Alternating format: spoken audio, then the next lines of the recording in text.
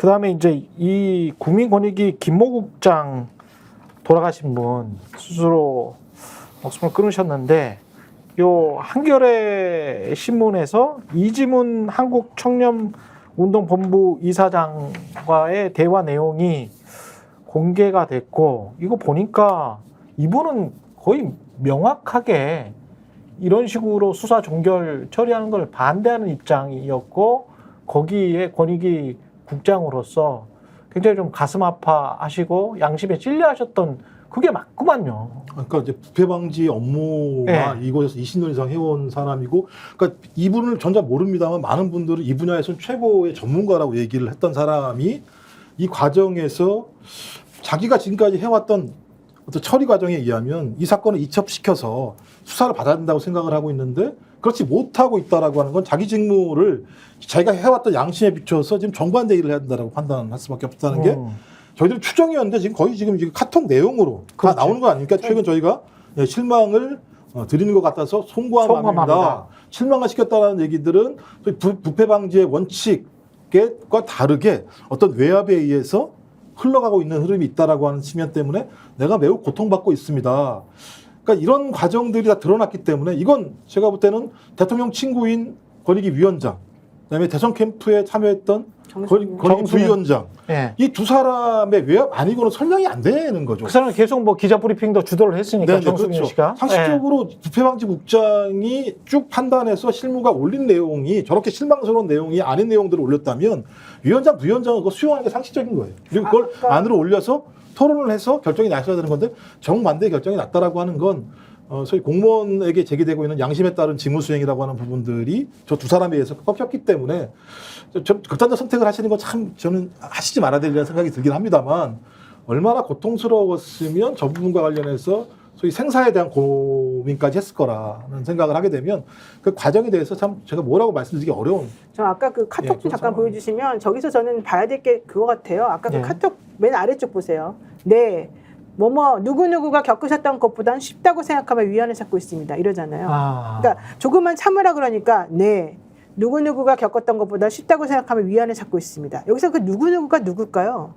뭐 공익 제보자들이랄지 아니면은 뭐 권익이든 인권이든 최근에 고초를 겪고 계시는 내부 직원분들이나 뭐 그런 사람들일 수 그런 있겠지. 사람들이 많다는 거예요. 예. 저 말은 그런 사람들이 너무 많고 자기의 그 직업적 양심에 반해서 이걸 참아내기가 매우 어려운데 다른 사람들을 보면서 자기가 그냥 위안을 삼고 있다? 이 말 자체가 얼마나 끔찍한 상황이냐. 게다가 제가 전현희 위원장하고 이제 인터뷰를 했어요. 토요일 날. 저분은 아시냐 물어봤어요. 근데 본인이 잘 아는 분이고 그분이 원래 과장일 때 이제 그 전현희 권익위원장이 있을 때는 과장이었대요. 그러다가 이제 직무대리로 이제 올라간 거 승진을 한 거잖아요. 원래는 되게 승진이 그 또래에서 되게 빨랐대요.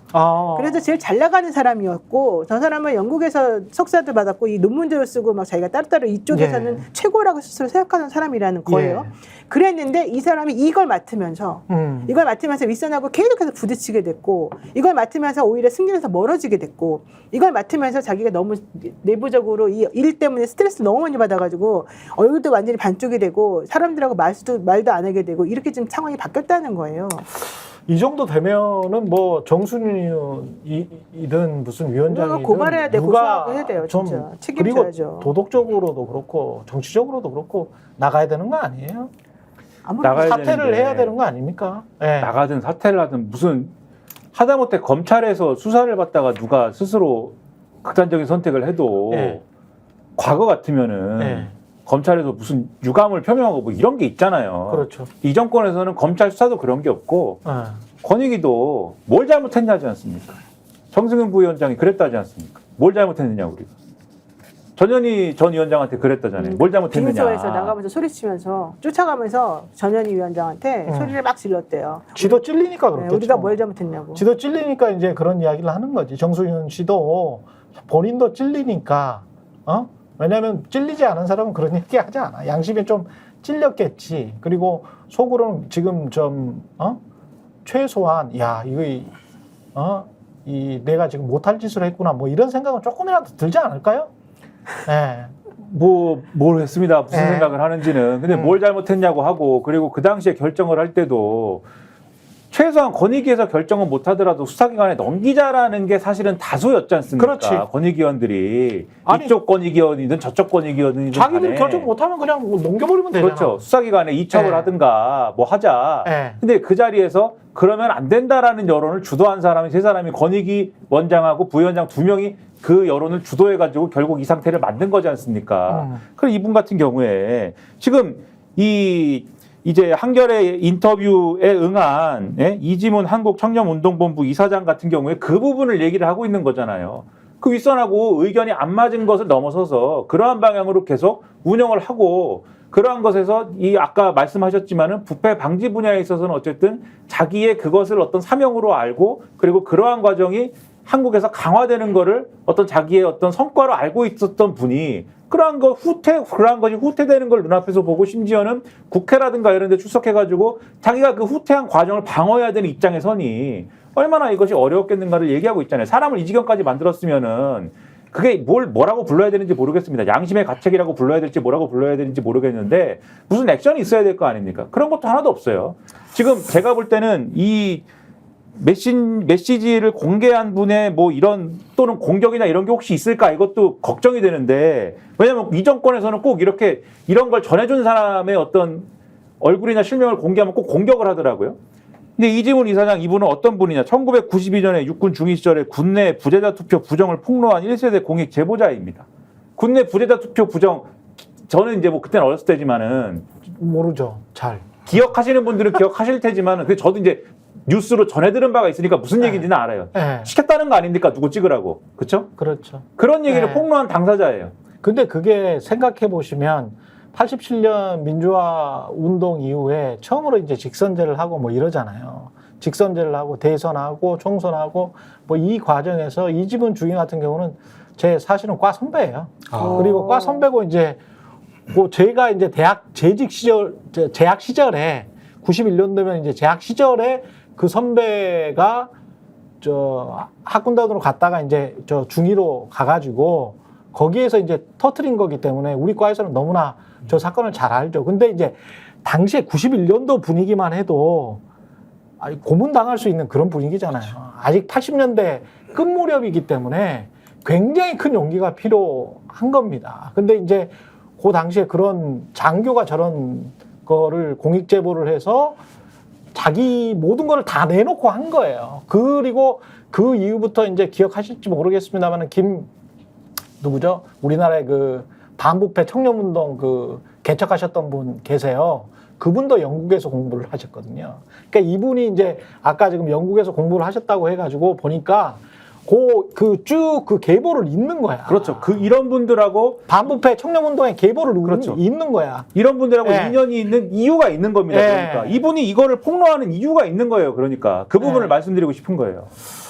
참 기본적으로 권익위가 해야 될 활동을 하는 사람, 꿋꿋이 해가고 있는 사람을 이렇게 해버리고 부위원장이나 위원장 이런 사람들은 부위원장이 그리고 대선 캠프에서 있었던 사람이잖아요, 정선인이. 이지문 이사장이 그 이야기를 했더라고요. 야, 대선 캠프에 있었던 사람들은 이런데 오게 하지 말아라, 최소한. 근데 그 맞는 그게 방통위도 마찬가지고 권익위도 마찬가지고 순 정치꾼들 아니에요. 맞습니다. 그 전에 뭐를 했든 간에 언론인이었던 판사였던 검사였던 뭐를 했든 간에 정치꾼 돼가지고 정치쟁이들 돼가지고 그 다음에 뭐 차관 자리나 장관 자리 꿰찬 인간들 아니에요. 그래가지고 그 이후에 그 권익이나 뭐 KBS든 박문진이든 방통이든 그 기관의 어떤 독립성과 중립성을 위해서 열심히 일을 한 게 아니고 아주 정파적인 활동을 지금 하고 있는 거 아닙니까? 그러니까 이제 국민들이 야, 너희들 그렇게 하면 되겠어? 공무원으로 들어가가지고 그것도 그 위원회나 그 기구 자체, 정부 기구 자체가 그런 거를 방지하라고 하지 말라고 하는 곳인데 자꾸 그런 짓을 하니? 라고 지금 보고 있는 거 아닙니까? 근데 굉장히 뻔뻔한 거죠. 진짜. 그러니까 대한민국의 권익위, 그러니까 국가공무원에서 국단 정도면은 매우 고위공무원단인 사람이 극단적인 선택을 할 때는 그렇죠. 엄청난 외압이 있었다라고 우리는 추정할 수밖에 없는 거지 않겠습니까? 그래서 그 진상을 밝히자고 했더니 저는 저는 국민의힘도 마찬가지인데요. 뭐 박준태 원내대변인 이 양반 최근에 그 초선여가지고 젊은 이것도 양반인데 정쟁이래? 예, 그랬더니 공직자의 안타까운 죽음을 정쟁으로 몰아가고 예. 있다. 아니 그러니까 고위직 공무원이고 앞으로 창창한 앞날을 가지고 있는 공직자가 극단적 선택을 했을 때는 외압이라고 추정할 수밖에 없는 건데 그 외압의 실체를 밝히자고 하는 것이 정쟁이라고 얘기하면 대한민국에서 무엇을 얘기할 수 있는지 모르겠다는 거 하나 하고요. 그러면 검사 이진원 출신이죠. 중위 같은 경우도 그때 김영삼 때 폭로를 한 건데 그것도 그럼 정쟁이야? 그다음에 죽음을 이용해 정쟁을 부추기고 이게 그때랑 유사한 얘기예요. 얘기하는 네. 게 똑같은 분노와 말이에요. 중호심을 유발시키는 것은 고인을 모독하는 행위다. 죽음 앞에서 겸손해야. 저는 이 논평을 했던 이 원내 대변인이라는 사람 본인 스스로가 예를 들면 진짜 이 극단적 선택 앞에서 겸손해야 돼요. 어떻게 이런 얘기를 할 수가 있습니까? 어쨌든 검사 출신이고 중앙지검 부장검사 마지막으로 해서 나왔던 사람이에요. 검사 출신이에요? 예, 예. 예. 심우정은 검찰총장 후보 이게 지금 저 김용남 씨가 매불쇼에서 김용남 전 검사죠. 김용남 의원이 매불쇼에서 심우정 될 거다. 나도 심우정 될 거를 알았는데. 우리. 근데 그 이야기 하면서 김건희 오빠의 고등학교. 희문고등학교 동기 동창이다 뭐 이런 이야기를 했는데 진짜로 심우정이 돼버렸네. 이거는 왜 된 겁니까? 왜 된 거에 대해서는 지금 말씀하신 이유도 뭐 있을 테고. 네. 네. 근데 언론들의 해석이라는 게 있지 않겠습니까? 예. 사실 계속 뭐 지난주에도 말씀드렸지만 심우정 그다음에 뭐 그다음에 누구 이런 식으로 그렇죠. 네, 계속 이 두 사람 중에 한 명이 될 것이다는 여론이 계속 있었는데 그때부터 계속 거론이 된 게 나머지 사람들 다 특수통이다. 이 사람 기획통이다. 특수통은 지금 부담스럽다. 이런 게 있어요. 왜냐하면 특수통 괜히 시켰다가 특수통들 어쨌든 수사를 하고 싶어. 이런 게 있잖아요. 예. 수사를 하지 마. 네, 꼭 특수통들은 수사를 시켜놓으면은 자꾸 부담스러운 수사를 한다. 그런데 수사를 하지 마. 이런 게 있고 이 사람은 심우정이라는 사람은 오늘 언론 보도에 이 어떤 나오는 표현을 보면 김주현 민정수석의 페르소나다 이런 표현이 있습니다. 아 그게 또 있더만. 처음부터 김주현 수석이 처음부터 발탁해서 계속 요직만 보내면서 키워온 평검사 시절부터 거의 요직만 보내면서 키워온 사람이기 때문에 김주현이 근데 대통령실의 민정수석이야. 그렇죠. 거의 김주현 체제에서는 거의 이제 심우정 검찰총장 체제면은 거의 용산하고 부담스러운 일은 심우정 검찰총장은 하지 않는다. 아. 이게 거의 이제 말을 되게 잘 듣는다. 이런 그렇죠. 얘기가 말을 있고요. 잘 듣는다. 그리고 무난하다. 말랑말랑하다. 그리고 중요한 거는 이제 의중을 잘 파악한다. 의중을 잘 파악한다. 네, 그리고 더 중요한 게 뭐냐면 아까 좀 전에 이제 김민하 평론가가 말한 게 그건데 네. 현실적으로 특수통 검사들은 정권 초반에 전임 정권을 잡기 위해서 전임 정권에서 있었던 사람들을 잡기 위해서 특수통들이 들어가가지고 열심히 해줘야 되는 부분이 있어요. 이 정권 입장에서는. 근데 정권이 이제 점점 후반으로 접어들면서는 본인들 정권에서의 비리나 이런 것들을 또 누군가가 파헤쳐야 될 가능성이 크기 때문에 그러네. 그럴 때는 특수통이 들어오면 안 돼.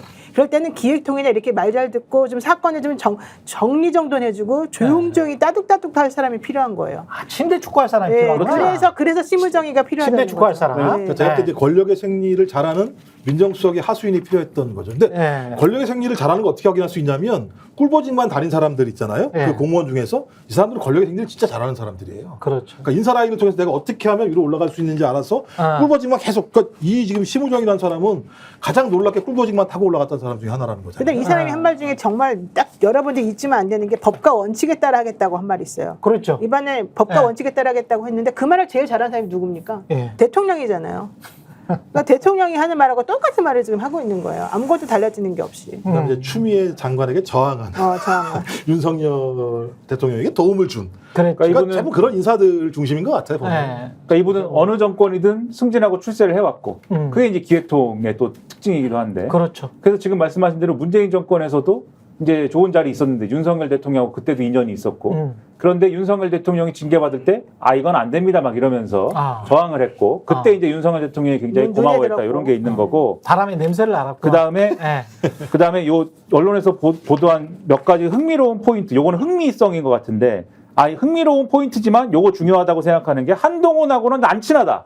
아 심우정이. 네, 한동훈하고 친하지 않다. 누가 선배예요? 한동훈이 선배예요? 심우정이 선배. 심우정이 선배예요? 네. 그다음에 26기. 네. 그다음에 지난주에도 말씀드렸듯이 심대평 전 충남도지사의 장남이다, 아들이다. 아. 그래서 정진석 비서실장하고도 그러네. 가깝다. 왜냐하면 그러네. 심 대평하고 정진석이 정치활동 같이 했기 때문에 자민련에서. 맞아요. 그 다음에 요거는 이제 흥미 포인트. 심우정 동생이 윤석열 정부 출범 후 대통령실에서 행정관을 지냈다. 뭐 요 흥미 포인트. 심우정 동생이 그렇죠. 대통령실에서 행정관 지냈다. 아, 그 다음에 윤석열 대통령이 용산 관저로 이주하기 전 거주하던 서울 서초구의 주상복합 아파트.